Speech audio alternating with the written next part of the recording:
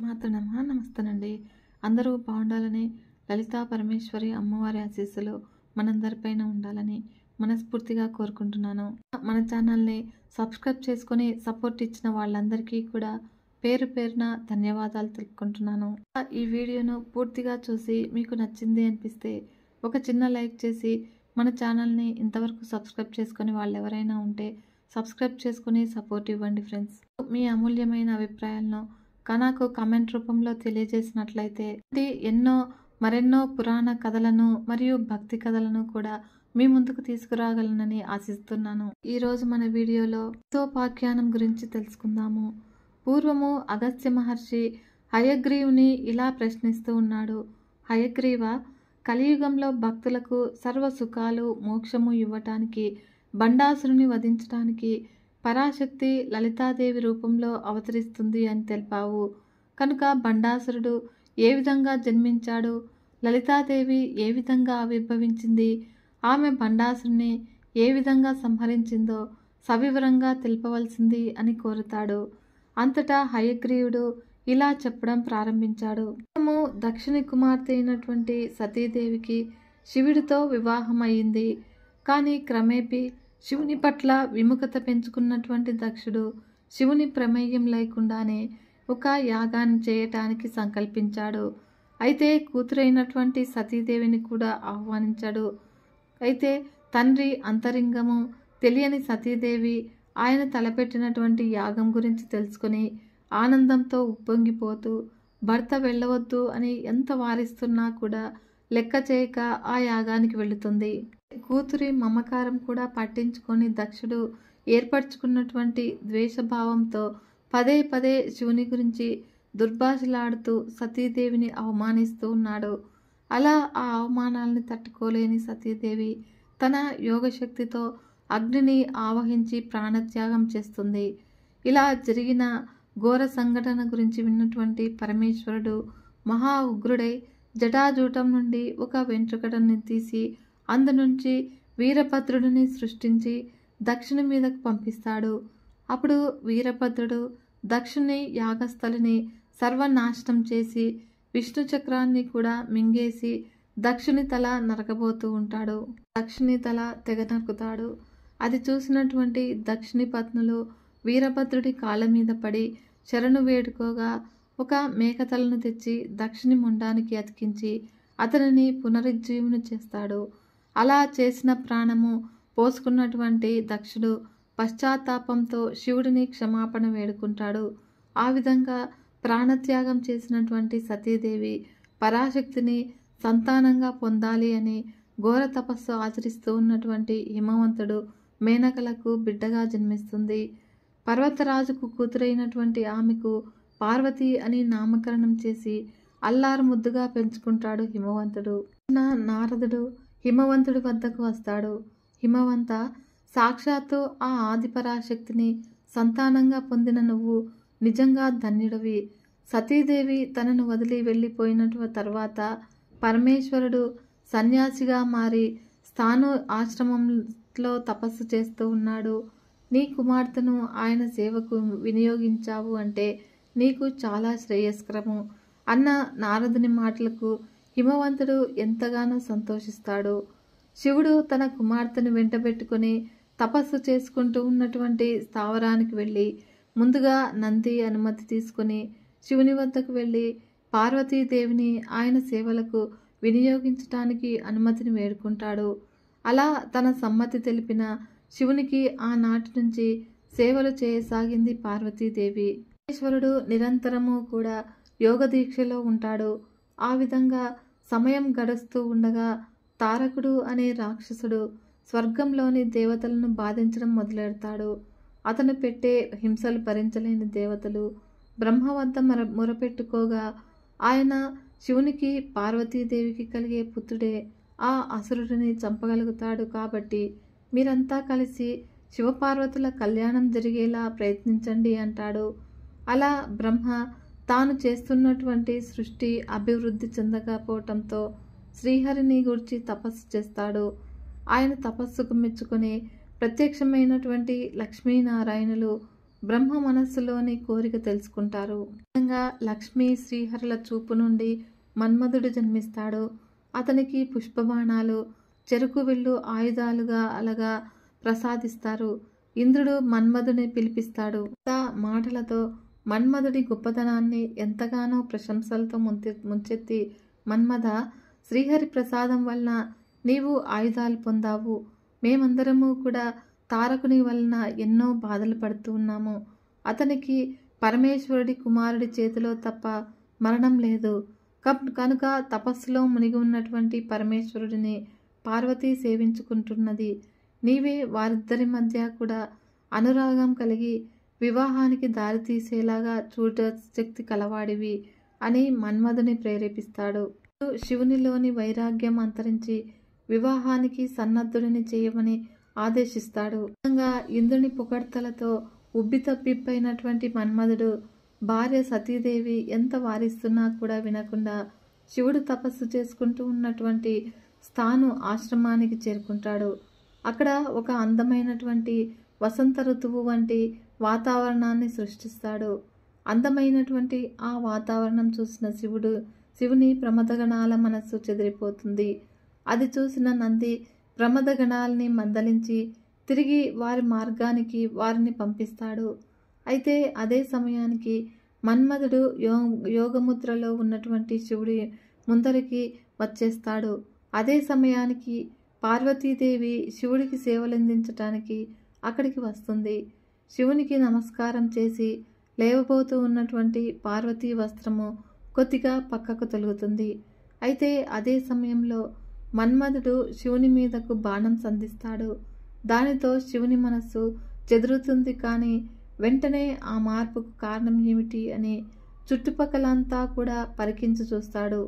పొదల మాటను దాగి ఉన్నటువంటి మన్మధుడు కనిపించగానే శివుడు మూడవ కన్ను తెరుచుకుని ఆ అగ్నిజ్వాలలకు మన్మధుడు భస్మమైపోతాడు.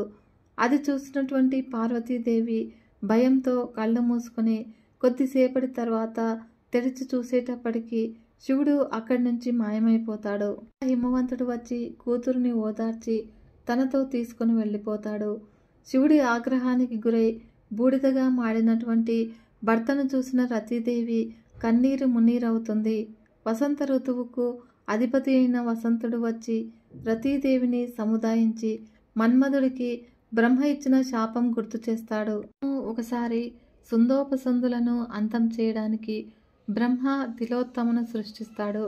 కానీ మన్మధుడు చిలిపిగా తన బాణము బ్రహ్మ వైపు సంధించేటప్పటికీ ఆయన కూడా తిలోత్తమ తన కూతురు అన్న విషయం విస్మరించి వ్యామోహంతో ఆమె వెంటపడతాడు.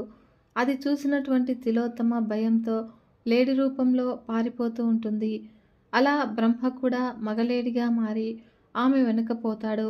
అయితే ఆ దృశ్యం చూసినటువంటి దేవతలు భయభ్రాంతులవుతారు. రాబోతున్నటువంటి ప్రమాదం పసిగట్టిన పరమేశ్వరుడు ఒక వేటగాడిగా మారి బాణం సంధించి బ్రహ్మ ముందుకు వస్తాడు.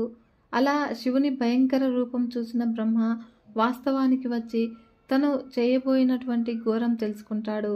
అయితే ఈ సంఘటన తర్వాత మన్మధుడు చేసినటువంటి చిలిపితనం తెలుసుకున్నటువంటి బ్రహ్మ అతనిని పిలిపించి, నీకు ఇచ్చినటువంటి అధికారం దుర్వినియోగం చేసిన అనర్థము శివుడి రాకతో నివారించబడ్డది. ఏదో ఒక రోజున నువ్వు శివుడి ఆగ్రహ జ్వాలలకు భస్మం అవుతావు అని శపిస్తాడు. అలా శాపం విన్నటువంటి రతి మన్మధులు భయంతో శాప విమోచనం కోసము బ్రహ్మను ప్రార్థిస్తారు. ఆదిపరాశక్తి లలితాదేవి అవతారం ఎత్తుతుంది. ఆ అవతారంలో శివుడిని వివాహం ఆడుతుంది. అలా ఆ వివాహం అనంతరము మన్మధుడు తిరిగి తన రూపం పొందగలుగుతాడు అని శాప విమోచనం తెలుపుతాడు. ఆ వృత్తాంతం వినిపించినటువంటి వసంతుడు, అమ్మ, ఎంతటి వారైనా కూడా శాప ఫలితం అనుభవించక తప్పదు. ఏది ఏమైనా కూడా బ్రహ్మ చెప్పినట్లుగా నా సోదరుడు మన్మధుడు తిరిగి పుడతాడు. అంతవరకు ధైర్యంగా ఉండి లలితాదేవిని పూజిస్తూ ఉండు అని ధైర్యవచనాలు పలుకుతాడు. మరి రుద్రగణాల నాయకులతో ఒకడైన చిత్రకర్మ భస్మమైనటువంటి మన్మధుడి బూడితో ఆడుకుంటూ బాలుడి రూపంలో ఒక బొమ్మను తయారు చేస్తాడు. అట్లా తయారు చేసిన బొమ్మను శివుడి వద్దకు తీసుకువెళ్ళి చూపిస్తాడు.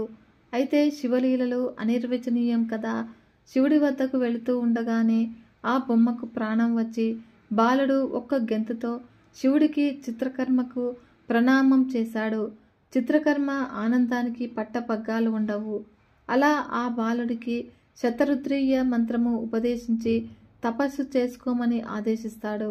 ఆ బాలుడు అదే విధంగా మంత్రపఠనం చేస్తూ తపస్సు చేయటం మొదలు పెడతాడు.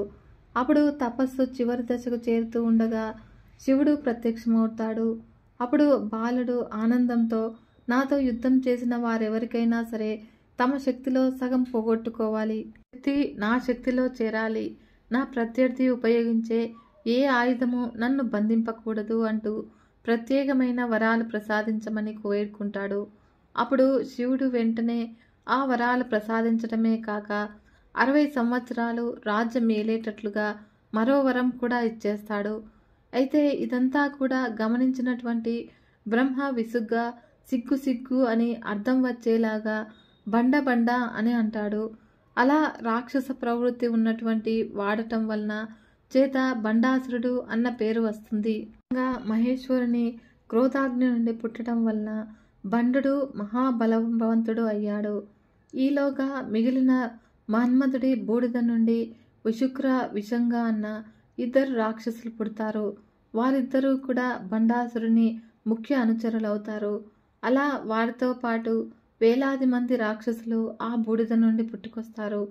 వారంతా కలిసి బండాసురుని 300 అక్షౌహిణుల సైన్యంగా ఏర్పడతారు. అట్లా అన్ని వేల మంది రాక్షసులు జన్మించారని తెలుసుకున్న అసురు గురువు శుక్రాచార్యుడు వారికి గురుత్వ బాధ్యత తీసుకుని నిత్య అనుష్ఠానాలు నిర్వర్తించమని వారిని ఆదేశిస్తాడు. దేవశిల్పి మయుడిని రప్పించి మహేంద్ర పర్వతాల మీద శోణితపురము అంటే శూన్యక పట్టణం అనే నగరాన్ని నిర్మింపచేస్తాడు. మయుడు శూన్యక పట్టణాన్ని స్వర్గం కంటే ఎక్కువ అందంగా తీర్చిదిద్దుతాడు. మయుడు బ్రహ్మచేత హిరణ్యకశిపుడికి ఇవ్వబడినటువంటి కిరీటము, చామరాలు, గొడుగు, విజయము అనే ధనువు, సింహాసనాన్ని స్వీకరించి పట్టాభిషిక్తుడవుతాడు. రాక్షసులను ఆ నగరానికి రప్పించి బండాసురుడిని రాజుగాను, విశుక్రుని విషంగుడిని యువరాజులుగా నియమిస్తాడు. బండాసురునికి సమ్మోహిని, కుముదిని, చిత్రాంగి, సుందరి అన్న 4 భార్యలు ఉంటారు. అయితే శుక్రాచార్యుడి ఆధ్వర్యంలో హోమాలు, వేదపఠనము, తపస్సు సక్రమంగా జరుగుతూ ఉండేవి. ధర్మపరుడై, శివారాధన తత్పరుడై యజ్ఞయాగాలు చేస్తూ చక్కగా పరిపాలిస్తూ ఉంటాడు. అతని బలం పెరుగుతూ ఉంటుంది. ఇంద్రుని బలం తరిగిపోతూ ఉంటుంది.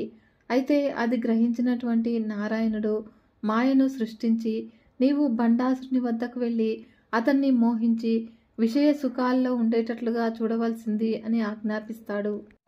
విష్ణువు ఆనతి మీద మాయా బండాసురుని మోహంలో ముంచెత్తి విషయ సుఖాల్లో పడేసి యజ్ఞాలు, శివారాధన మరిచిపోయేలాగా చేస్తుంది. అప్పుడు అదను చూసుకుని నారదుడు ఇంద్రుని వద్దకు వెళ్ళి, ఇంద్ర, బండాసురుడు మాయామోహితుడై ఉన్నాడు. దేవి పరాశక్తిని ఆరాధిస్తే శ్రేయస్సు కలుగుతుంది అని చెప్తాడు. అలా నారదుని సూచన మేరకు హిమాలయ పర్వతానికి వెళ్ళిన ఇంద్రుడు దేవతలందరితో కలిసి పరాశక్తిని పూజిస్తాడు. శుక్రుడు బండాసురుని కలుసుకుని, రాజా, శ్రీహరి మీ జాతిని నిర్మూలించటానికి ప్రయత్నం చేస్తూనే ఉన్నాడు. మిమ్మల్ని బలహీనులను చేయటానికి మాయామోహితులను చేశాడు. ఆ ప్రభావం వల్ల రాక్షసుల శక్తి బలహీనమైంది. ఇంద్రుడు మిమ్మల్ని జయించటానికి తపస్సు మొదలుపెట్టాడు. అందుచేత నీవు వెంటనే ఇంద్రుని మీదకు దండెత్తవలసింది అని అంటాడు. అలా శుక్రుడి ఆజ్ఞను అనుసరించి బండాసురుడు ఇంద్రునిపైకి యుద్ధానికి వెళ్తాడు. కానీ వారు ప్రవేశించకుండా పరాశక్తి కోటను నిర్మిస్తుంది. బండాసురుడు పగలగొట్టిన కోటగోడ తిరిగి రావటంతో బండాసురుడు విచారంతో నగరం వైపు మరలిపోతాడు. తర్వాత బండాసురుడు తమ్ముళ్లతో, మంత్రులతో సభ ఏర్పాటు చేసి ఈ విధంగా చెప్తాడు. దేవతలు మనకు శత్రువులు. మన్మధుడు బతికి ఉన్నంత వరకు ఏ సమస్య లేకుండా అన్ని సుఖ సౌఖ్యాలు అనుభవించారు. అదృష్టం కొద్దీ మనమంతా కూడా మన్మధుడి బూడిదలో నుంచి జన్మించాము. ఇప్పుడు దేవతలందరూ కలిసి మన్మధుడు తిరిగి జన్మించాలని ప్రయత్నిస్తూ ఉన్నారు. కనుక ఆ ప్రయత్నాలు మనము అడ్డుకోవాలి.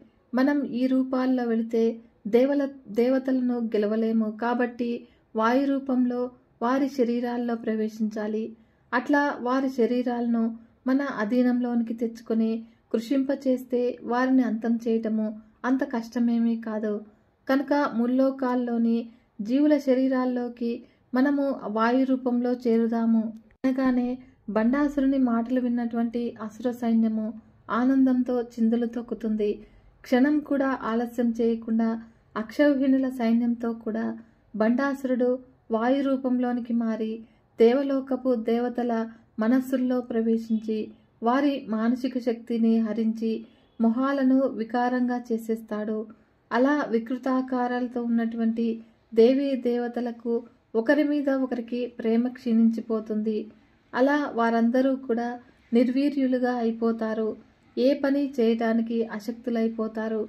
చివరలు వృక్షాలు జంతువులు కూడా అదే గతి పడుతుంది. అనుచరులతో కూడి విశుక్రుడు భూలోకంలో మానవులకు కూడా అదే గతి పట్టిస్తాడు. మనుషులు చిరునవ్వు కూడా మర్చిపోతారు. అలా సంతోషాలన్నీ కూడా హరించుకుపోయి ఒకరి మీద ఒకరు గౌరవం కోల్పోయి ఇతరులకు అండగా ఉండాలన్న భావన కోల్పోతారు. నిత్య కార్యక్రమాల్లో కూడా ఆసక్తి నశించి నిర్వికారులై శిలలులాగానే ప్రవర్తించడం మొదలు పెడతారు. రసాతలంలో విషంగుడు విజృంభిస్తాడు. నాగలోకంలో ఏ కారణము లేకుండా విచారంలో మునిగి ఒకరినొకరు ద్వేషించుకుంటూ రసహీనులైపోతారు. అట్లా ముల్లోకాలన్నీ కూడా అల్లకల్లోలం అయిపోతాయి. స్వర్గలోకంలో బ్రహ్మతో సహా అందరు దేవతలు కూడా జరుగుతూ ఉన్నటువంటి పరిణామాలకు ఆందోళన చెంది శ్రీహరి వద్దకు వెళ్తారు. అంతటా శ్రీహరి ఆ సమయంలో కళ్ళు మూసుకొని సుషుప్తావస్థలో ఉన్నట్లు కనిపిస్తాడు. దేవతలందరూ కూడా స్తోత్రపాఠాలు చేసి కొంత తడవుకు ఆయన కళ్ళు తెరుస్తాడు.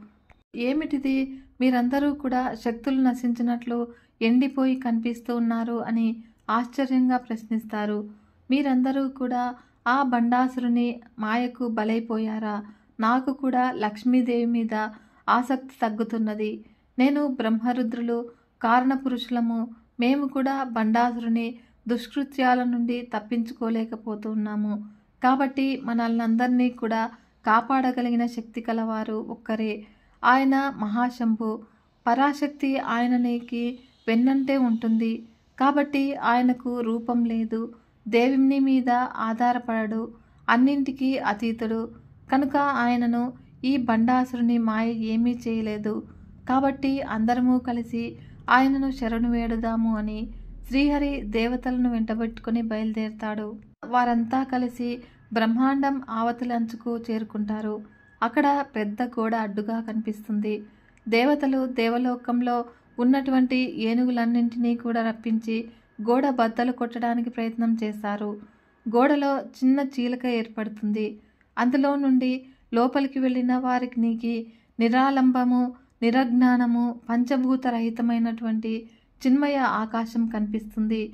అలా ఆ ఆకాశంలో నిలబడి దేవతలందరూ కూడా చిదాకాశ రూపంలో ఉన్నటువంటి మహాశంభుని స్తోత్రం చేస్తారు.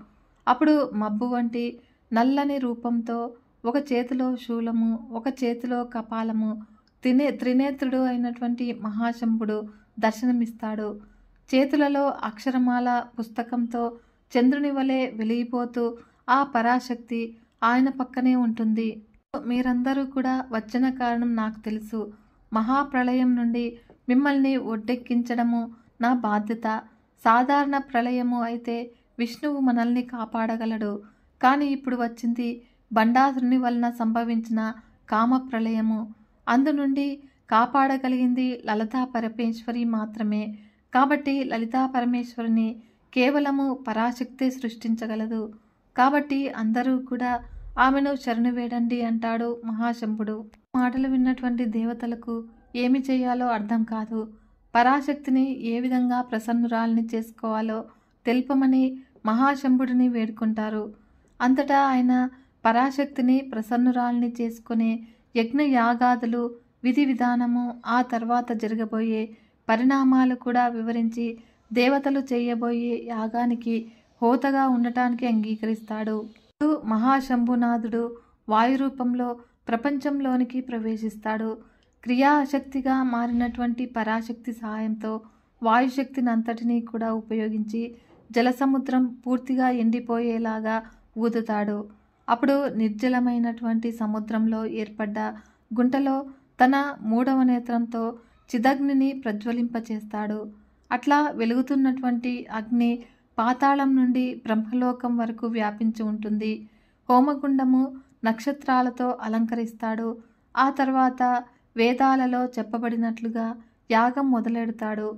పుష్కల ఆవర్తన అన్న ప్రళయ మేఘాలను హోమంలో నేయి వేసే గరిటెలుగా ఉపయోగిస్తాడు. మరియు హోమగుండంలో 6 సముద్రాలను సమర్పిస్తాడు. యాగ సమాప్తికి సమయంలో అలంకరించుకున్నటువంటి దేవతలు ఆ గరిటెలలో కూర్చుని తమను తాము హోమాగ్నికి సమర్పించుకుంటారు. అంతటితో యాగం ముగిసిపోతుంది. తాను వచ్చిన కార్యము నిర్విఘ్నంగా పూర్తి చేసిన శంభునాథుడు వాయురూపం వదిలేసి స్వరూపంలోనికి మారిపోతాడు. ఆ విధంగా పూర్తయినటువంటి చిదగ్ని హోమగుండం నుండి వివిధ ఆయుధాలతో 9 అంతస్తులతో ఉన్నటువంటి శ్రీచక్ర రాజరథము అన్న ప్రత్యేకమైన వాహనం మీద కూర్చొని ఉన్న లలితాదేవి ఆవిర్భవిస్తుంది. ఆ విధంగా చిదగ్ని నుండి ఆవిర్భవించిన లలితాదేవి తన శరీరం నుండి కామేశ్వరుడిని సృష్టిస్తుంది. ధనస్సు, పంచబాణాలు, పాశము, అంకుశము అన్న 4 ఆయుధాలను చేతులలో ధరించి చతుర్బాహు సమన్విత అవుతుంది. ఉదయిస్తూ ఉన్నటువంటి సూర్యుడిలాగా ఎర్రటి కాంతితో నిత్యాషోడశికారూప నిరంతరము 16 ఏళ్ల వయసులో ఉన్నటువంటి అందము, రూపలావణ్యంతో ఉంటుంది. ఆమె శరీరంలోని అంగ అంగాల నుండి వివిధ దేవతామూర్తులు ఉద్భవిస్తారు. ఆ అపురూప దృశ్యము కనులారా చూసినటువంటి ఇంద్రాది దేవతలు పరమానంద భరితులై మరలా తల్లికి నమస్కారం చేస్తారు. అదే సహస్రనామ పారాయణలో చెప్పినటువంటి చిదగ్నికుండ సంభూత చక్రరాజరథారూఢ దేవకార్య సముద్యత అన్న పదాలకు వివరణ. చక్రరాజరథము 4 యోజనాలు అంటే 1 యోజనము అంటే 9 మైళ్ళు, వెడల్పు 10 యోజనాలు, ఎత్తు 9 పర్వాలు, 4 చక్రాలుగా, 4 వేదాలు, చతుర్విధ పురుషార్థాలు, 4 అశ్వాలుగా, బ్రహ్మానంద పరితమైనటువంటి పతాకము, అన్నింటికన్నా ఉచ్చస్థానంలో బిందుపీఠము, మేరు ప్రస్తార రూపము కలిగి తేజస్సు అనే పదార్థంతో నిర్మించబడి ఉంటుంది.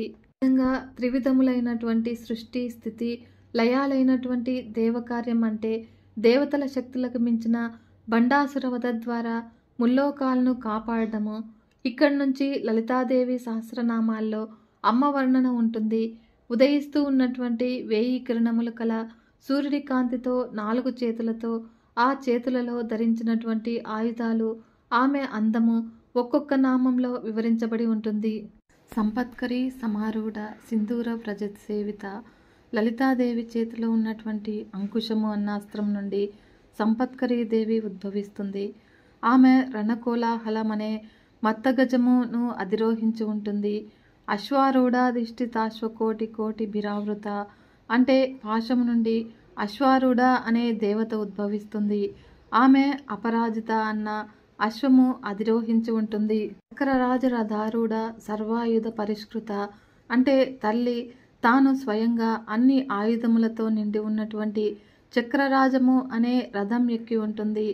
గేయ చక్ర రథారూఢ మంత్రిని పరిసేవిత అంటే మంత్రిని దేవి గేయ చక్రము అన్న రథం ఎక్కి ఉంటుంది. శ్రీచక్రము చుట్టూ ఉన్నటువంటి త్రికోణమే గేయ చక్రము. చక్ర రథారూఢ దండనాద పురస్కృత అంటే వారాహములచే లాగబడుతూ ఉన్నటువంటి రథం మీద చేతిలో దండము దాల్చి దండనాదాదేవి ఉంటుంది.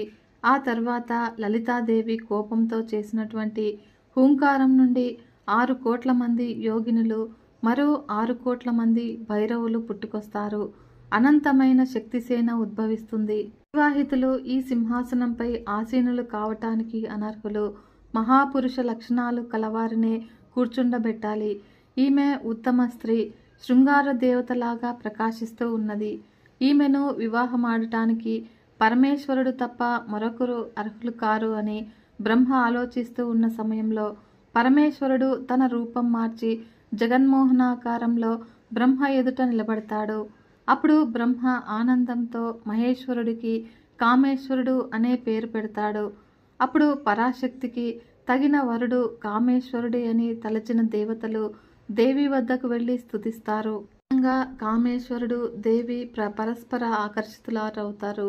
పరమేశ్వరి తన చేతిలో ఉన్నటువంటి హారము ఆకాశంలోకి విసిరివేస్తుంది. అప్పుడు ఆ హారము కామేశ్వరుని కంఠంలో పడుతుంది. దేవతల ప్రార్థనను మన్నించిన శ్రీహరి లలితా కామేశ్వరుల వివాహం చేస్తాడు. కామేశబద్ధ మాంగళ్య సూత్రశోభిత కందర అనే దానికి అర్థం ఇదే. దేవతలు చెరుకు విల్లును, శ్రీహరి పుష్పాయుధాన్ని, వరుణుడు నాగపాశాన్ని, విశ్వకర్మ అంకుశాన్ని, అగ్నిదేవుడు కిరీటాన్ని, సూర్యచంద్రులు కర్ణాభరణాలను, మధురపాత్రను, కుబేరుడు చింతామణిని, లక్ష్మీదేవి ఛత్రాన్ని, చంద్రుడు వింజామరలను లలితా పరమేశ్వరులకు బహుకరిస్తారు. అప్పుడు బ్రహ్మ కుసుమాకరము అనే విమానాన్ని ఇస్తాడు. దేవతలందరూ కూడా పరాశక్తిని పలు విధాలుగా కీర్తిస్తారు. నారదుడు నమస్కరించి, తల్లి నీవు పరబ్రహ్మవు, సాధుజన రక్షణకే ఆవిర్భవించావు. బండాసురుడు ముల్లోకాలను కూడా హింసకు గురి చేస్తూ ఉన్నాడు. దేవతలంతా కూడా భయభ్రాంతులై ఇక్కడే నివాసాలు ఏర్పరచుకున్నారు. కాబట్టి నీవు అభయమిస్తే వారు తమ తమ గృహాలకు తిరిగిపోతారు అని విన్నవించుకుంటాడు. అప్పుడు పరాశక్తి అభయముతో సంతుష్టులైన వారు తిరిగి గృహాలకు మరలిపోతారు. తర్వాత మహాశంభుడి ప్రశంసలకు లలితాదేవి సృష్టి కార్యక్రమము కొనసాగిస్తుంది.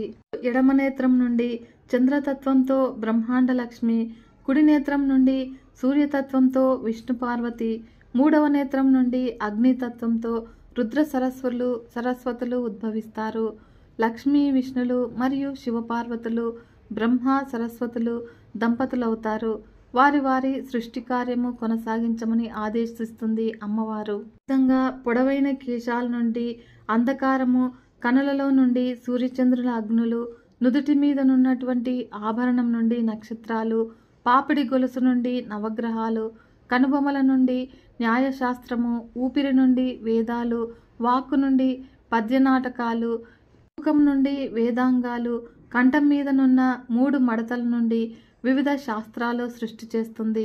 మరియు వక్షస్థలం నుండి పర్వతాలు, మనసు నుండి చిదానందము, హస్తన కణముల నుండి విష్ణు దశావతారములు, అరచేతుల నుండి ఉభయ సంధ్యలు ఉద్భవిస్తాయి. హృదయము బాలాదేవి, జ్ఞానము శ్యామలాదేవి, అహంకారము వారాహీదేవి, చిరునవ్వు విఘ్నేశ్వరుడుగా రూపుదిద్దుకుంటాయి. అంకుశం నుండి సంపత్కరీదేవిని, పాశం నుండి అశ్వారూఢాదేవి, కపోలాల నుండి నకులేశ్వరి, కుండలిని శక్తి నుండి గాయత్రిని సృష్టిస్తుంది. చక్రరాజ రథానికి ఉన్నటువంటి 8 చక్రాల నుండి 8 మంది దేవతలు పుడతారు. 9వ ప్రాకారము బిందుపీఠంలో తల్లి ఆసీనురాలై ఉంటుంది. చివరకు చక్రరాజ రథ సంరక్షక దేవతలను సృష్టిస్తుంది. ఈ లలితాదేవి సృష్టి కార్యము పూర్తి చేసి పతి శివకామ సుందరుని శివచక్రము సృష్టించమని వేడుకుంటుంది. అప్పుడు ఆయన చేసినటువంటి హుంకారం నుండి 23 మంది శివచక్ర దేవతలు పుట్టుకొస్తారు. ఈ విధంగా శక్తిసేన సృష్టి కార్యక్రమము పూర్తి చేసినటువంటి తల్లి 16 మంది మంత్రులతో ముఖ్యురాలైనటువంటి శ్యామలాదేవిని ప్రధానమంత్రిగా నియమిస్తుంది. ఆ కారణం చేతనే శ్యామలాదేవిని మంత్రినీ దేవి అని కూడా అంటారు. మరియు చక్రరాజ రథం నుండి సృష్టించబడినటువంటి రథాలలో ఒకటైనటువంటి 7 పర్వాలు కలిగిన గేయ చక్రము మీద శ్యామలాదేవి అధిరోహించి లలితాదేవికి కుడి పక్కన ఉంటుంది. అంటే గేయ చక్ర రథారూఢ మంత్రిని పరిసేవిత అని. ఈ విధంగా వరాహముల చేత లాగబడుతూ ఉన్నటువంటి కిరిచక్ర రథం మీద అధిరోహించినటువంటి వార్తాళీదేవిని 12 మంది దండనాథులకు సేనాధిపతిగా నియమిస్తుంది. ఆమెను వారాహీదేవి, దండనాథాదేవి అని కూడా అన్నారు. అయితే లలితాదేవి తన కనుబొమల నుండి గద సృష్టించి దండనాథాదేవికి ఇస్తుంది. కిరిచక్ర రథారూఢ దండనాథ పురస్కృత అని. శక్తిసేనను సంపూర్ణంగా కూర్చుకున్నటువంటి లలితాదేవి బండాసురుని మీద యుద్ధానికి బయలుదేరుతుంది. ఆమె అంకుశం నుండి సంపత్కరీదేవి తనతో పాటుగా పుట్టిన అనేక ఏనుగుల సమూహంతో లలితాదేవి వెనుకనే ఉంటుంది. అమ్మ తన గజాయుధములకు సంపత్కరీ దేవిని అధికారినిగా నియమించింది. మరియు పాశం నుండి వచ్చినటువంటి అశ్వారూఢాదేవి అపరాజిత అశ్వం ఎక్కి గుర్రాల సమూహంతో కూడి లలితాదేవి ముందర ఉంటుంది. యుద్ధభేరి మోగిస్తూ లలితాదేవి శక్తిసేనతో సాగిపోతూ ఉన్నది. మరియు దండనాథాదేవి తన రథం మీద నుండి దిగి వజ్రఘోషము అన్న సింహం మీద కూర్చుని ఉంటుంది. సైన్యము లలితాదేవి ద్వాదశనామ స్తోత్రం చేస్తూ సాగుతుంది. గేయచక్ర రథం మీద ఉన్నటువంటి మంత్రిని దేవిని ఆమె అనుచరులు షోడశనామ కీర్తన చేస్తూ సాగుతారు. అప్పుడు మంత్రిని దేవి హస్తం మీద ఉన్నటువంటి పక్షి నుండి చేతిలో ధనస్సు ధరించి ధనుర్వేదుడు అవతరిస్తాడు. మాత, ఇది ఛత్రజీవము అనే ధనస్సు, ఇది అక్షర తూణీరము, అసుర సంహారానికి వీటిని ఉపయోగించు అని ఆమెకు అందజేస్తాడు. లలితాదేవి వార్తాళీదేవి శ్యామలాదేవిని సేనానాయకులుగా నియమించిన తర్వాత చేసినటువంటి హుంకారంలో నుండి 1,40,00,000 మంది యోగినులు, అంతమందే భైరవులు, లెక్కలేనంత శక్తిసేన పుట్టుకొస్తారు. అలా ఆమె నుండి ఉత్పన్నమైనటువంటి 4 సముద్రాల ఘోష రమణబేరిగా మరిన్ని వాద్య విశేషాలు వెన్నంటగా బండాసుర వధకు రణరంగానికి బయలుదేరి వెడలింది. కిరిచక్ర రథం నుండి దిగి వజ్రఘోషం అన్న సింహాన్ని అధిరోహించిన దండనాథాదేవిని సేన 12 నామాలతో స్తోత్రపాఠం చేస్తుంది. పంచమి దండనాథాచ సంకేత సమయేశ్వరి తదా సమయా సంకేత వారాహి పోత్రిని తదా వార్తాళీ చ మహాసేన ప్యాజ్ఞ చక్రేశ్వరి తదా నీ చేతి సంప్రోక్తం నామ ద్వాదశకం యునే అన్న స్తోత్రం గానం చేస్తూ బయలుదేరుతారు. గేయచక్ర రథంలో బయలుదేరినటువంటి మంత్రిని దేవి యుద్ధకవాతు వాయిద్యాలు మోగిస్తుంది.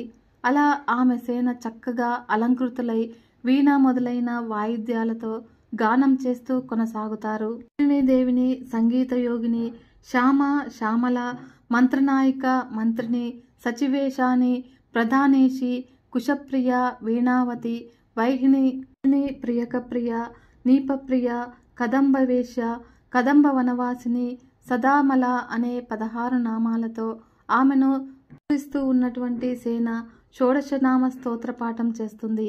ఈ స్తోత్రమును పఠించిన వారు ముల్లోకాలు కూడా జయించగలరు. అలా ఆమె చేతిలో ఉన్నటువంటి చిలుక పిల్ల నుండి ధనుర్వేదము ఆవిష్కరించబడింది. 4 చేతులు, 3 తలలు, 3 కన్నులు కల వీరుడు ఆమెకు నమస్కరించి, తల్లి, బండాసురునితో యుద్ధానికి బయలుదేరుతున్నావు. చిత్రజీవమనే ఈ ధనస్సు స్వీకరించు, అక్షయ బాణంలాగా ప్రకాశిస్తుంది అని చెప్పి ధనుస్సును 2 అమ్ముల పొదలను కూడా శ్యామలాదేవికి ఇస్తాడు. అప్పుడు ఆమెకు యంత్రిని, తంత్రిని అనేవారు చెలికత్తెలుగా ఉంటారు. వారు చిలుకను, వీణను ధరించి ఆమె వెంట బయలుదేరుతారు.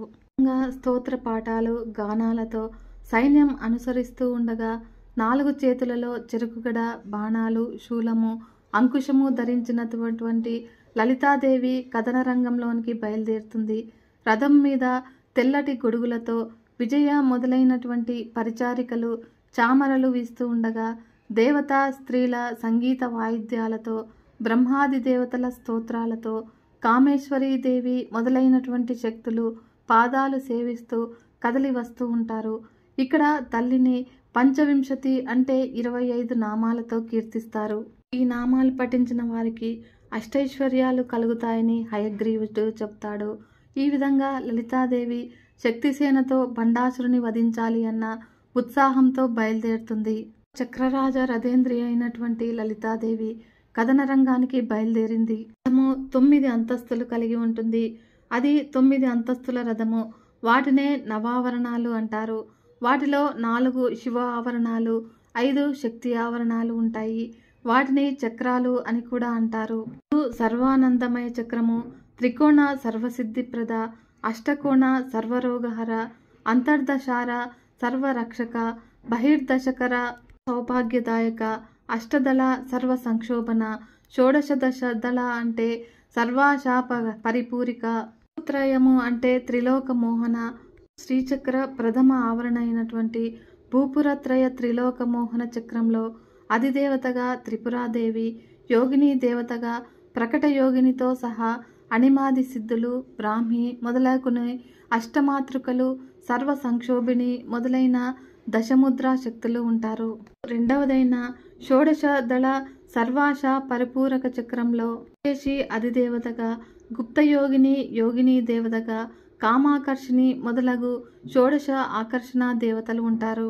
మూడవదైన అష్టదళ సర్వ సంక్షోభణ చక్రము అధిదేవత త్రిపుర సుందరి, యోగిని దేవత గుప్తతర యోగినితో కూడి అనంగ కుసుమ మొదలకుని అష్టదేవతలు ఉంటారు. సర్వ సౌభాగ్యదాయక చక్రము చతుర్దశ ఆవరణము, ఇందులో త్రిపురవాసిని అధిదేవత, సంప్రదాయ యోగిని యోగిని దేవతగా, సర్వ సంక్షోభిణి మొదలుగా 14 మంది దేవతలు ఉంటారు. కోణముల బహిర్దశారమైనటువంటి సర్వార్థ సాధక చక్రంలో త్రిపురాశ్రీ అధిదేవతగా, కులోత్తీర్ణ యోగిని యోగిని దేవతగా, సర్వసిద్ధి ప్రదాదేవి మొదలుగా 10 మంది దేవతలు ఉంటారు. దశకోణముల అంతర్దాశరమైన సర్వారక్షకర చక్రమైనటువంటి ఆవరణలో త్రిపురమాలిని అధిదేవత, ఉపయోగిని యోగిని దేవతగా, సర్వాజ్ఞాదేవి మొదలగు దశదేవతలు ఉంటారు. అష్టకోణ సప్తావరణము సర్వరోగహర చక్రము అధిదేవత త్రిపురా సిద్ధాంబ, రహస్య యోగినితో కూడి వశిని మొదలుగా 8 మంది వాగ్దేవతలు ఉంటారు. నవమావరణము సర్వానందమయి చక్రము బిందువు దేవత మహాత్రిపుర సుందరి, యోగిని దేవత పరాపర రహస్య యోగిని కూడా ఉంటారు. లలితాదేవి వెనుక 7 అంతస్తుల గేయ చక్ర రథము, 5 అంతస్తుల కిరిచక్ర రథము బయలుదేరుతాయి. లలితాదేవి దండయాత్రకు బయలుదేరింది అన్న వార్త విన్న బండాసురుని శూన్యక నగరవాసులు భయభ్రాంతులవుతారు. భవనాలు అకారణంగా బీటలు వారుతూ ఉంటాయి. ఉల్కలు పడటం ప్రారంభమవుతుంది. భూకంపము, భూమి మండిపడటంతో ప్రజలంతా కూడా వణికిపోసాగారు. చారుల ద్వారా ఈ సమాచారము విన్నటువంటి బండాసురుడు భయపడక తమ్ములు విశుక్రుడు విశంగుడిని పిలిపిస్తాడు. అప్పుడు సామంతరాజులంతా కూడా సభాస్థలికి చేరుకుంటారు. లలితాదేవి యుద్ధ సంరంభంలో ఉన్నటువంటి సమయంలో బండాసురుడి నగరమైనటువంటి శూన్యక పట్టణంలో అనేక అపశకునాలు గోచరిస్తాయి. అప్పుడు వెంటనే అతను విశుక్ర విశంగులతో సమావేశం ఏర్పాటు చేస్తాడు. విశుక్రుడు పరిస్థితి విశ్లేషిస్తూ దేవతలందరూ కూడా అగ్నిగుండంలో పరడి మరణించారు. ఆ అగ్నిగుండం నుంచి మాత ఉద్భవించి అందరినీ కూడా పునరుజ్జీవులను కావించింది. మహిళా సేనతో మన మీదకు యుద్ధానికి బయలుదేరింది అని వారంతా కూడా లేత చిగురుల వంటి ఆకులతో రాళ్లను పగలగొట్టడానికి ప్రయత్నిస్తూ ఉన్నారు. అయినప్పటికీ కూడా మనము అప్రమత్తములయ్యి మన సైన్యాన్ని వారిని ఎదుర్కోవటానికి పంపించాలి అని అంటాడు. ఆ మాటలు విన్నటువంటి విశంగుడు కొన్ని సూచనలు ఇస్తాడు. ఏ పనినైనా కూడా బాగా ఆలోచించి చెయ్యాలి. ముందుగా మన గూఢచారులను పంపించి వారి సైన్యం యొక్క బలం అంచనా వేయాలి. మరియు ఏ పరిస్థితుల్లోనూ కూడా వారిని తక్కువ అంచనా వేయకూడదు. గతంలో హిరణ్యకశిపుడు ఒక జంతువు చేతిలో మరణించాడు. కాబట్టి శంభానిశంభులు ఒక మహిళ చేతిలో హతమయ్యారు. కాబట్టి వారి గురించి మరింత సమాచారం సంపాదించాలి. అసలు ఆమె ఎవరు, ఆమెకు అండదండగా ఉన్నవారెవరు, ఆమెకు కావలసినది ఏమిటి, ఈ ప్రశ్నలన్నింటికీ కూడా సమాధానం కావాలి అని వివరంగా చెప్తాడు. అంతా కూడా విన్న బండాసురుడు ఆ మాటలను కొట్టిపారేస్తూ, దేవుళ్ళు అందరూ కూడా ఆమె వెనుక ఉన్నా కూడా భయపడవలసిన అవసరం లేదు. మన సైన్యంలో ఉన్న సేనాధిపతులు స్వర్గాన్నైనా కూడా కాల్చివేయగలరు. కాబట్టి వారందరూ కూడా హిరణ్యకశిపుడితో సమానమైన వారు. అటువంటిది ఒక అబలను జయించటము ఎంతసేపు, ఈ పనికిమాలినటువంటి ఆలోచనలతో బుర్రలు పాడు చేసుకోవద్దు అంటూ విశంగుడిని మందలించి సింహాసనం నుండి లేచి, సైన్యాన్ని సిద్ధం చేయి, శూన్యక పట్టణానికి రక్షణగా ఉండు, ఆమెను జుట్టు పట్టుకుని తీసుకురావాలి అని సేనాధిపతి కుటిలాక్షుడిని కోట సంరక్షణకు నియమిస్తాడు. తర్వాత మంత్రులను పురోహితులను కూడా పిలిపించి అభిచార హోమం అనే క్షుద్ర పూజ నిర్వహించమని ఆజ్ఞాపిస్తాడు.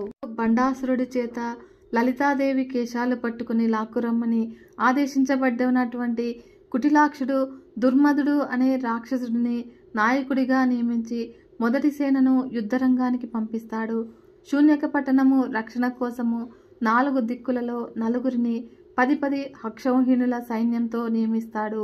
అప్పుడు తూర్పు కోటను తాళజంగుడు, దక్షిణ కోటను తాళభుజుడు, ఉత్తర కోటను తాళకేతు, పడమటి కోటను తాళగ్రీవుడు తమ తమ సైన్యాలతో రక్షణగా ఉంటారు. శక్తిసేనను ఎదుర్కోవటానికి వచ్చినటువంటి దుర్మదుడి సైన్యాన్ని లలితాదేవి శూలం నుండి ఆవిర్భవించినటువంటి సంపత్కరీదేవి తన ఏనుగుల సమూహంతో ఎదిరిస్తుంది. తను పంపించినటువంటి సైన్యము పరారవటం చూసిన దుర్మదుడు స్వయంగా ఉత్క్ర అంటే ఒంటె వాహనుడై యుద్ధరంగం ప్రవేశం చేస్తాడు. ఈ విధంగా రణకోలాహలం అన్న ఏనుగును అధిరోహించినటువంటి సంపత్కరీదేవి అతన్ని ఎదుర్కొంటుంది. అప్పుడు జరిగినటువంటి భీకర పోరాటంలో సంపత్కరీదేవి కిరీటంలోని ఒక వజ్రపురాయిని దుర్మదుడు పగలగొట్టగలుగుతాడు. దాంతో ఇంకా ఆగ్రహించినటువంటి దేవి దుర్మదుడిని గుండెల్లో బాణాలు నాటి చంపుతుంది. అలా దుర్మదుడి మరణంతో భయపడినటువంటి అతని సైన్యము వెనుదిరిగి పారిపోతుంది. ఈ విషయమంతా కూడా తెలుసుకున్నటువంటి బండాసురుడు కోపోద్రిక్తుడైనటువంటి స్వయంగా ఖడ్గం తీసుకుని రణరంగానికి బయలుదేరుతాడు. అది చూసినటువంటి అతని వద్దకు వచ్చి కుటిలాక్షునితో దేవతలు కానీ యక్షులు కానీ దుర్మదుణ్ణి జయించలేకపోయారు. అటువంటి వీరుడు ఒక అబల చేతిలో మరణించాడు. ఆమెను వధించడానికి కురండకుని వెంటనే పంపించవలసింది అని ఆజ్ఞాపిస్తాడు.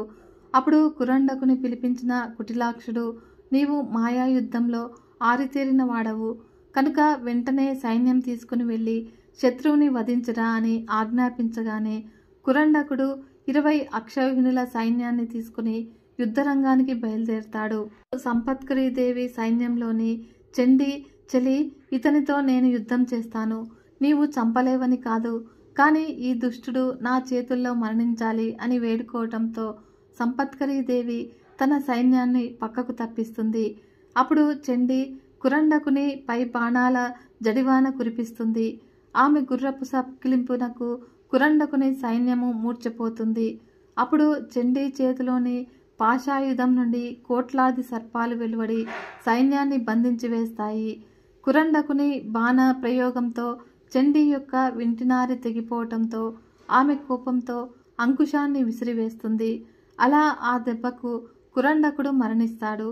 అంకుశం తర్వాత రాక్షస సైన్యాన్ని కూడా సంహరిస్తుంది. విషయం విన్నటువంటి బండాసురుడు ఉగ్రుడై 100 అక్షౌహిణుల సైన్యాన్ని 5 సేనాధిపతులతో పంపిస్తాడు. కరండకుడు పరివారంతో యుద్ధభూమిలోకి ప్రవేశించగానే సర్పిణి అనే మాయను ప్రయోగిస్తాడు. అలా ఆ మాయ నుండి రణశంబరి అన్న సర్ప సైన్యాన్ని సృష్టించి శక్తిసేన మీదకు పంపుతారు. అప్పుడు దానవులు ఇంతకు ముందు కూడా ఇటువంటి మాయా యుద్ధంతో ఎందరో దేవతలను హతమార్చారు. కోటానుకోట్ల సర్పాలు శక్తిసేనను హింసించడం మొదలు పెడతారు. అప్పుడు ఆ సర్పాలు మరణించి కూడా మళ్ళీ మళ్ళీ పుడుతూ ఉంటాయి. కరేంద్రి 100 గాడిదలను పూంచిన రథం మీద చక్రంతో వజ్రదంతుడు ఒంటెక్కి బల్లెంతో అదే పేరు గల మరొక సేనాధిపతి 2 గద్దల రథం ఎక్కి బాణాలతో శక్తి సైన్యాన్ని సంహరించడం మొదలు పెడతారు. అయితే నకులీదేవి గరుడ వాహనారూఢురాలై రణరంగంలోనికి ప్రవేశిస్తుంది. ఆవిడ నోటి నుంచి 32 కోట్ల ముంగీసలు ఉద్భవించి పుట్టిన పాములను పుట్టినట్లే మింగేయటం మొదలు పెడతాయి. అలా నాగదేవత రణశంబరిని నకులీదేవి గరుడాస్త్రము ప్రయోగించి చంపేస్తుంది. చూసినటువంటి మిగిలిన 5 సేనాధిపతులు ఒక్కసారిగా నకులీదేవి మీదకు విరుచుకుపడతారు. వెనుక నుండి నకులీదేవి ముంగీసా సైన్యము కూడా వారి మీదకు దాడి చేస్తుంది. ఆ విధంగా గగన మార్గం నుండి నకులీదేవి గరుడారూఢురాలై చేసినటువంటి యుద్ధంలో 5 సేనాధిపతుల తలలు నరికి హతమారుస్తుంది. సేనాధిపతుల మరణానంతరము 2 సోదరులను చర్చలకు పిలిపించి బండాసురుడు నా సేన పేరు చెప్పగానే పారిపోయే దేవతలతో ఇంతటి తెగింపు వచ్చింది అంటే నాకు సిగ్గుగా ఉంది. ఇప్పుడు మనము మూలాల్ని ఛేదించాలి. గుర్రాలు, ఏనుగులు ముందు నడుస్తూ ఉండగా ఆమె సైన్యానికి అంతటికీ కూడా వెనకగా ఉన్నదని చారుల ద్వారా తెలుస్తుంది. అందుచేత ఆమె మీదకు వెనుక నుండి విషంగుడు దాడి చేయవలసి ఉంటుంది అని నిర్ణయం తీసుకోవటం జరుగుతుంది. లలితాదేవి వద్ద సైన్యం తక్కువగా ఉండటం వల్ల, వెనుక భాగం వద్ద రక్షణ లేకపోవటం వల్ల ఆ విధంగా దాడి చేయటము లాభదాయకంగా ఉంటుంది అన్న నమ్మకంతో విశంగుడు 15 అక్షౌహిణుల సైన్యంతో శక్తిసేన మీద దాడికి ఉపక్రమిస్తాడు. అప్పుడు మొదటి రోజు యుద్ధానంతరము సాయం సమయంలో విశంగుడు కొద్దిపాటి సైన్యంతో నిశ్శబ్దంగా శక్తిసేన వెనుక భాగానికి చేరుకుంటాడు. ఆ పాటికి శక్తిసేన పడమటి దిక్కు వైపు సాగిపోతూ ఉన్నది. విశంగసేన ఉత్తర దిక్కుగా కదిలి తూర్పు వైపుకు తిరిగారు. అయితే దగ్గరలోనే శ్రీచక్ర రాజరథము కనిపిస్తూ ఉన్నది. లలితాదేవి చుట్టుపక్కల చాలా తక్కువ సైన్యం ఉన్నట్లు తెలుస్తుంది. అప్పుడు లలితాదేవి తన పరిసరాల్లో ఉన్నటువంటి సైన్యాన్ని గమనిస్తూ ఉన్న అవకాశం చూసుకుని విశంగుడు హఠాత్తుగా రథం వెనుక వైపు నుండి విపారటము ఆయుధంతో దాడి చేస్తాడు. అక్కడే ఉన్న అణిమాదేవితో సహా ఇతర దేవతలు ఒక్క క్షణం అవాక్కయి మరుక్షణమే తేరుకొని తిరుగుదాడికి సిద్ధమయ్యారు. సరిగ్గా అదే సమయంలో కుటిలాక్షుడు 10 అక్షౌహిణుల సైన్యంతో ముందు నుండి దాడి చేయమని ఉపక్రమిస్తాడు. రెండు పక్కల నుండి కూడా జరుగుతూ ఉన్నటువంటి దాడిని చూసిన లలితాదేవికి ఆగ్రహం కలుగుతుంది. ఈలోగా విశంగుడు సంధించినటువంటి బాణం తగిలి లలితాదేవి చేతిలోని వింజామర విరిగి కింద పడుతుంది. అది చూసినటువంటి కామేశ్వరీదేవి మొదలైనటువంటి దేవతలు కోపించిన వారై మాతను సమీపించి వాసిని జ్వాలామాలిని అన్న నిత్య దేవతలకు స్వయం ప్రకాశ శక్తి కలదని, వారే కనుక తమ ప్రకాశం ప్రదర్శిస్తే అంధకారంలో ఉన్నటువంటి రాక్షసులు వెలుగులోకి వస్తారని విన్నవించుకుంటారు. అప్పుడు లలితాదేవి అనుమతితో వహ్నివాసిని జ్వాలామాలిని అగ్నిగుండాల వలె ప్రకాశించసాగారు. అప్పుడు చీకటి మాటినట్టు దాక్కొని ఉన్నటువంటి యుద్ధం చేస్తూ ఉన్నటువంటి రాక్షసులందరూ కూడా ఆ ప్రకాశ ఫలితంగా వెలుగులోకి వస్తారు. అప్పుడు లలితాదేవి యొక్క షోడశ నిత్యాదేవతలు వారిని హతమార్చి వేస్తారు.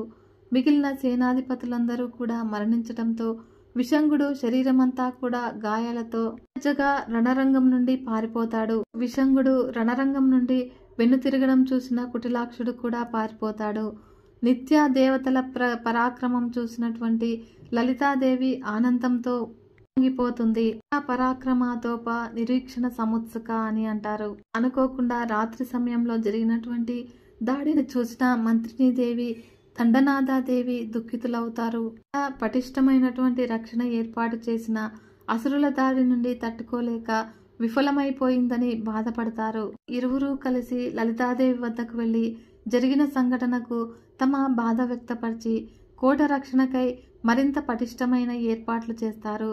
లలితాదేవి జ్వాలామాలిని దేవిని, ఓ వత్స, నీవు అగ్నిస్వరూపవు, జ్వాలామాలలే నీ ఆకారము కనుక సైన్యం చుట్టూత 100 యోజనాల వెడల్పు 30 యోజనాల పొడవు ఉన్నటువంటి ఒక అగ్ని ప్రాకారము నిర్మాణం చెయ్యి అన్న ఆజ్ఞతో జ్వాలామాలిని అగ్ని ప్రాకారం నిర్మిస్తుంది. 1 యోజనము అనగా సుమారు 8 మైళ్ళు. ఆ విధంగా దేవీ సైన్యము రాకపోకలకు వీలుగా శూన్యపురానికి అభిముఖంగా గోడకు దక్షిణ కొన వద్ద 1 యోజనం భాగము వాకిలి ఏర్పాటు చేస్తుంది.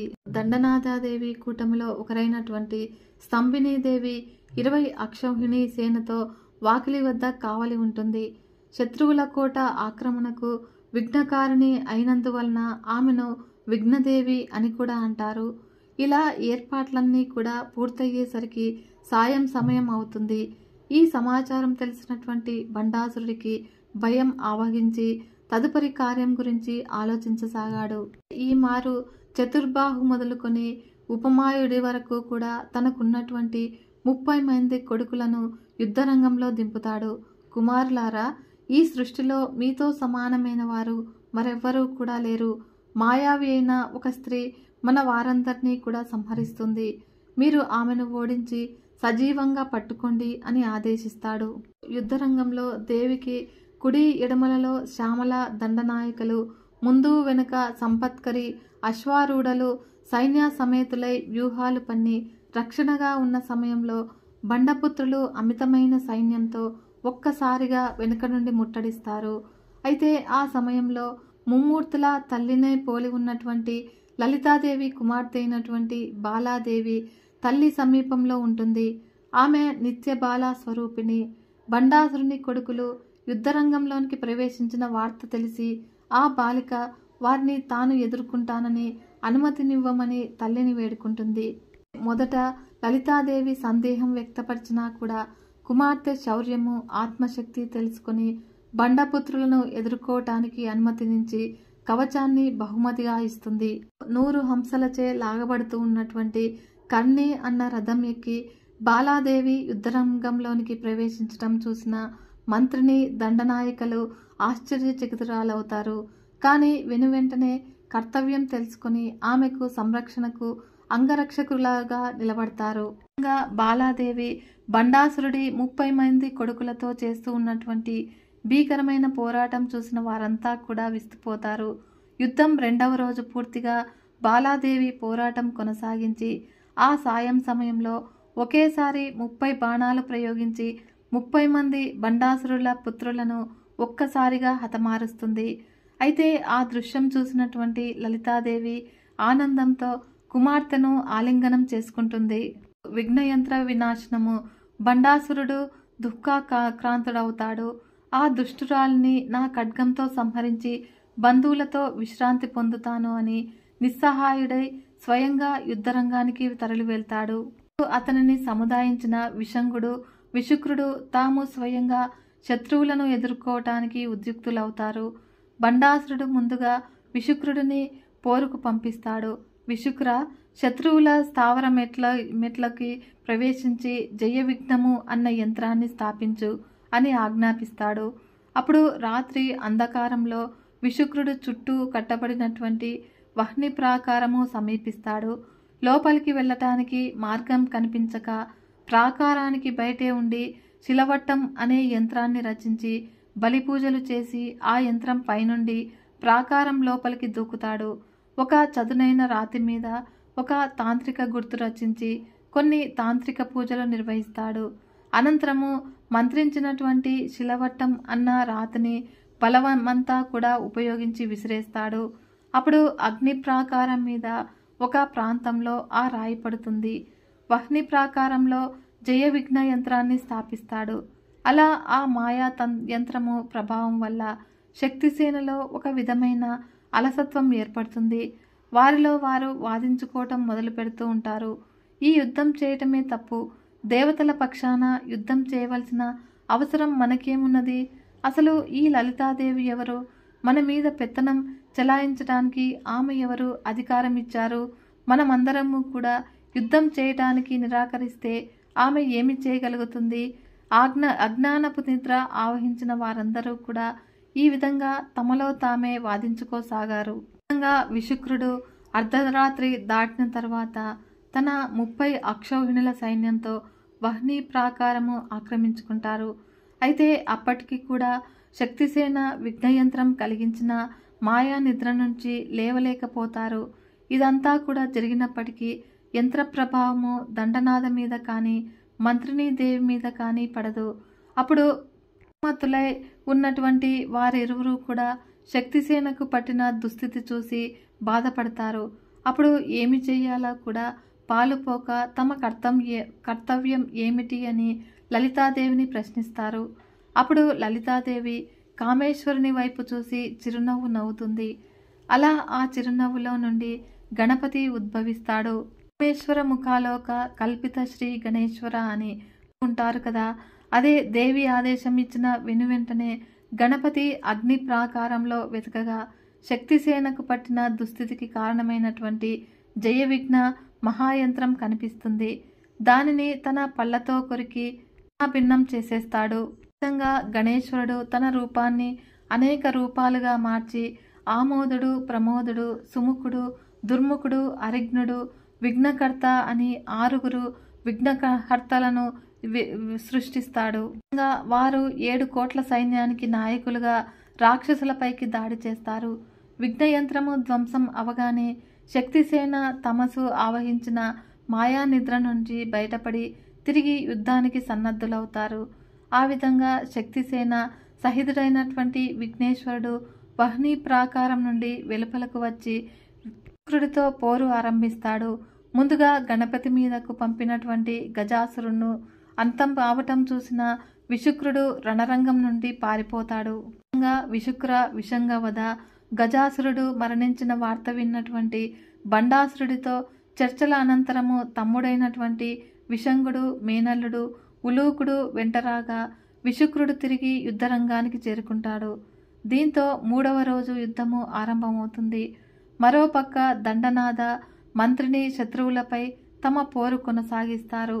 చేతపూనిన హలాయుధాన్ని భీకరంగా తిప్పుతూ గిరిచక్ర రథం అధిరోహించినటువంటి దండనాథాదేవి ముందుగా దారి తీయగా ంబులు ధరించిన మంత్రిని దేవి గేయచక్ర రథము అధిరోహించి ఒక యోధుడి వలె వెనుకే అనుసరిస్తూ ఉంటుంది. దండనాథాదేవి విశుక్రుడిని ఎదుర్కొనగా అశ్వారూఢ సంపత్కరీ దేవతలు వారి అల్లుళ్లను ఎదుర్కొంటారు. ఆ విధంగా రాక్షస సేన బలహీనమవటము గమనించిన విశుక్రుడు తృషాస్త్రము అన్న ఆయుధాన్ని ప్రయోగిస్తాడు. ఆ అస్త్ర ప్రభావం వల్ల శక్తిసేన విపరీతమైన దాహంతో బాధపడసాగింది. ఇంద్రియాలన్నింటినీ శక్తిని కోల్పోయాయి. అలా అస్త్రాలను విడిచిపెట్టి మూర్ఛపోతారు. దండనాథ వారాహిని పిలిచి, దేవి, ఇది రాక్షసమాయ. వారు ప్రయోగించినటువంటి తృషానాస్త్ర ప్రభావము మన సైన్యానికి దాహం తీరే మార్గం ఆలోచించాలి అని అనగానే దానికి ప్రతిచర్యగా తృష్ణా బాధితులకు ఉపశమనం కొరకు దండనాథాదేవి గిరిచక్ర రథం నుండి మదిరా సింధువును ఆహ్వానిస్తుంది. మధ్య సముద్ర దేవత ఏనుగుతొండపు దారులతో కురిపించినటువంటి మధ్యవర్షంతో శక్తిసేన తమ దాహం తీర్చుకుని రెట్టింపైన ఉత్సాహంతో యుద్ధం కొనసాగిస్తారు. అప్పుడు సముద్రుడు చేసినటువంటి సహాయానికి సంతోషించిన దేవి, సముద్రుడా, దేవకార్యాన్ని చక్కగా నిర్వర్తించావు. నా అనుగ్రహం వలన ద్వాపరయుగంలో యజ్ఞం చేసే వారికి నీవు సోమపాన రూపంలో ఉపయోగపడతావు. మంత్రయుక్తంగా నిన్ను ఆచరించడంతో జనులు సిద్ధిని, బుద్ధిని, బలాన్ని పొందుతారు అని వరాన్నిస్తుంది. సాయం సమయానికి శత్రు సైన్యంలో బండాసురుని అల్లులతో సహా చాలా భాగము మరణిస్తారు. ఈలోగా శ్యామలాదేవి అంటే మంత్రిని దేవి విషంగుడితో పోరాడి బ్రహ్మశిరోనామకాస్త్రం ప్రయోగించి ఆ దానవుడిని సంహరిస్తుంది. దండనాథాదేవి అంటే పోత్రిని దేవి విశుక్రుడిని హలాయుధంతో సంహరిస్తుంది. ఎంబ విరచిత విషంగ వదతోషిత విశుక్ర ప్రాణహరణ వారాహి వీర్యనందిత అని ఆ పాటికి అర్ధరాత్రి అయింది. బండాసురుని ఓదార్చడానికి ఇంకా మిగిలింది కుటిలాక్షుడు ఒక్కడే మాత్రమే. కుటిలాక్ష, లలితాదేవి తన చూపుతోనే నా సోదరులను సంహరించింది. ఆమె కంఠం నుండి రక్తం ప్రవహించేలాగా చేసి నా సోదరులకు శాంతి కలిగేలా చేస్తాను అని ఆవేశంతో కుటిలాక్షుడి సమేతంగా బండాసురుడు యుద్ధరంగంలోనికి ప్రవేశిస్తాడు. అలా అతని వెనుక 2185 అక్షౌహిణుల సైన్యము, 40 మంది సేనాధిపతులు ఉంటారు. అతను రథము అధిరోహిస్తాడు. అతను ఘాతకము అంటే నరకంలో హింస అన్న కత్తి చేపూనుతాడు. రణరంగంలో ప్రవేశించిన బండాసురుడు వజ్రఘోషతో సమానమైనటువంటి మేఘదానం చేస్తాడు. ఆ ధ్వని విన్న లలితాదేవి స్వయంగా శ్రీచక్ర రథంలో యుద్ధరంగానికి బయలుదేరుతుంది. ఆమె వెనుక గేయచక్ర రథంలో మంత్రిని దేవి, గిరిచక్ర రథంలో పోత్రిని దేవి అనుసరిస్తూ ఉంటారు. ఆ వెనుక కోట్లాది శక్తి దేవతలు అనుసరిస్తారు. అలా ఆ దేవతలు శస్త్రాలు అంటే మంత్రపూరితమైన ఆయుధాలు, ప్రత్యస్త్రాలు, శత్రువులు ప్రయోగిస్తున్న ఆయుధాలను ఎదుర్కొనే ఆయుధాలు ప్రయోగించటంలో ఒకరికన్నా ఒకరు ఏమాత్రమూ తీసిపోరు. బండాసురుడు ప్రయోగించిన మంత్ర తంత్ర ఆయుధాలలో అంధత్వమిస్త్రము అన్న అస్త్రము, లలితాదేవి గాయత్రి అస్త్రము, అస్త్రమును మృత్యుంజయాస్త్రంతో, అస్త్ర స్మృతిని ధారణ అస్త్రంతో ఎదుర్కొంటుంది. ఈ విధంగా ఇరువురు కూడా అనేక శస్త్రప్రస్త్రాలతో ప్రయోగిస్తూ భీకర పోరాటం చేస్తూ ఉంటారు. శక్తిసేనను ఆయుష్ను తగ్గించడానికి ప్రయోగించిన ఆయుహ్ అన్న అస్త్రము ఎదుర్కోవటానికి లలితాదేవి ధనుస్సు నుండి అచ్యుతుడు, అనంతుడు, గోవిందుడు బయలుదేరి వారి హూంకారంతో బండాసురుడికి అస్త్ర ప్రభావం లేకుండా చేసి తల్లికి నమస్కరించి భూలోకానికి తిరిగి వెళ్ళిపోతారు. మహాసురాస్త్రం నుండి పుట్టుకొచ్చినటువంటి మధుకైటపులను, మహిషాసురుడిని, రక్తబీజుడిని, మరి ఇతర అసురులను పునరుజ్జీవితులను చేస్తాడు. అప్పుడు లలితాదేవి పెద్దగా వికటాట్టహాసం చేస్తుంది. అట్టహాసం నుండి చండీ సప్తశతిలోని ఇతర దేవతలతో సహా దుర్గాదేవి ఆవిర్భవిస్తుంది. ఆమెకు పరమేశ్వరుడు శూలాన్ని, విష్ణువు చక్రాన్ని, అగ్ని శక్తిని, వాయువు ధనుస్సును, కుబేరుడు పానపాత్రను, యముడు కాలదండాన్ని, పాశాన్ని ఇస్తారు. ఆమె సింహాను అధిరోహించి అసురాది రాక్షసులను సంహరిస్తుంది. ఆ తర్వాత బండాసురుడు సోమకుడిని మరికొంతమంది రాక్షసులను పుట్టిస్తాడు. అప్పుడు లలితాదేవి తన వేళ్లగోళ్ల నుండి విష్ణువు యొక్క 10 రూపాలను ఆవిర్భవింపచేస్తుంది. అంగుళి నఖోత్పన్న నారాయణ దశాకృతి అని నారాయణుడి దశావతారాలు ఆయా రూపాల్లో వధించినటువంటి రాక్షసులందరినీ కూడా బండాసురుడు సృష్టించడం ఆరంభిస్తాడు. అయితే లలితాదేవి 2 చేతుల యొక్క ఒక్కొక్క వేలు నుండి ఒక్కొక్క అవతారం ఆవిర్భవించి ఆ రాక్షసులను వధిస్తారు. బండాసురుడి అర్ధవాస్త్ర ప్రభావం వలన నీటిలో మునిగినటువంటి శక్తిసేనను కుడి చేతి చూపుడు వేలు నుండి ఉద్భవించిన కూర్మ రూపము నీటినంతటినీ కూడా తాగి శక్తిసేనను రక్షిస్తాడు. హిరణ్యాస్త్రాక్షము నుండి వేల కొలదిగా జన్మించినటువంటి హిరణ్యాక్షులను దేవి కుడి చేతి నడిమి వేలు నుండి పుట్టిన వారాహరూపి సంహరిస్తుంది. మరియు కనుబొమ్మల నుండి జన్మించినటువంటి హిరణ్యులు ప్రహ్లాదుడిని పీడిస్తూ ఉండగా దేవి కుడి చేతి ఉంగరపు వేలు నుండి సృష్టింపబడ్డ సింహుడు వారిని తన వాడి అయిన గోళ్లతో చీల్చి చంపుతాడు. ఇంద్రాస్త్రాన్ని వామనాస్త్రం నుండి వచ్చినటువంటి వామనులు బలీంద్రులను బంధిస్తారు. హైహయాస్త్రం నుండి పుట్టిన కార్తవీర్యులను లలితాదేవి ఎడమ చేతి నుండి పుట్టిన పరశురాములు సంహరిస్తారు. బండాసురుడు ఆగ్రహంతో చేసినటువంటి హుంకారం నుండి పుట్టుకొచ్చినటువంటి చంద్రహాస ఖడ్గం నుండి కుంభకర్ణుడు, మేఘనాథుడు వెంటరాగా పుట్టుకొచ్చినటువంటి రావణాసురుడిని లలితాదేవి ఎడమ చేతి చూపుడు వేలు నుండి రామలక్ష్మణులు సంహరిస్తారు. ఆ తర్వాత బండాసురుడు సృష్టించినటువంటి శాస్త్రుడు అనే అనేకమైన కోతులను పుట్టించగా తల్లి ఎడమ చేతి నడిమి వేలు నుండి ఉద్భవించిన బలరాముడు ఆ కోతులను సంహరిస్తాడు. రాజాసురాస్త్రము నుండి పుట్టినటువంటి శిశుపాల దంతవక్త్రశాలులను లలితాదేవి ఎడమ చేతి ఉంగరం వేలి గోటి నుండి ఉద్భవించినటువంటి వాసుదేవ, సంకర్షణ, ప్రద్యుమ్న, అనిరుద్ధులు సంహరిస్తారు. కల్వస్త్రం నుండి పుట్టిన రాజులను లలితాదేవి చిటికెన వేలు నుండి ఆవిర్భవించినటువంటి జనార్దనుడు హతమారుస్తాడు. ఆ పాటికి సూర్యాస్తమయం అవబోతూ ఉన్నది. ఇంకా లలితాదేవి ఏమాత్రము కూడా ఉపేక్షించదలుచుకోలేదు. నారాయణాస్త్రము 24 నాయకులను సంహరిస్తుంది. రాక్షసులను, వారి సేనాధిపతులను హతమారుస్తుంది. పాశుపతాస్త్రాగ్ని, నిర్దస్తాగ్ర సైనిక అనగా ఇంకా చివరకు మిగిలింది బండాసురుడు మాత్రమే. కనుక లలితాదేవి కామేశ్వరాస్త్రం ప్రయోగించి బండాసురుడిని సర్వనాశనం చేస్తుంది. ఫలితంగా శూన్యకపట్టణం దహించుకుపోయి బూడిద కుప్పగా మారిపోతుంది. దేవతలంతా కూడా ఆనందంతో దుందుములు మ్రోగించి పూలవర్షం కురిపించి కర్పూరం వెలిగించి జయ జయ నాదాలు చేశారు. కాముడు తిరిగి జీవించడము, బండాసురుడు మరణించిన తర్వాత లలితాదేవి తన చల్లని చూపులతో శక్తి సైన్యానికి తగిలిన గాయాలన్నింటికీ కూడా పోగొడుతుంది. యుద్ధం వల్ల కలిగినటువంటి శ్రమ నుండి సేద తీరుస్తుంది. బ్రహ్మాది దేవతలు ఆనందంతో లలితాదేవిని దర్శించుకోవటానికి వస్తారు. అప్పుడు సింహాసనం మీద కూర్చుని ఉన్నటువంటి తల్లిని స్తోత్రం చేస్తారు. బ్రహ్మ, విష్ణు, ఇంద్రాది దేవతలంతా కూడా తల్లి బండాసురుడైతే మరణించాడు, కానీ అతని మిత్రుడు తారకుడు ఇంకా జీవించే ఉండి మమ్మల్ని హింసల పాలు చేస్తూ ఉన్నాడు. అతనిని అంతమొందించాలి అంటే పరమేశ్వరుడికి పుత్రుడు కలగాలి.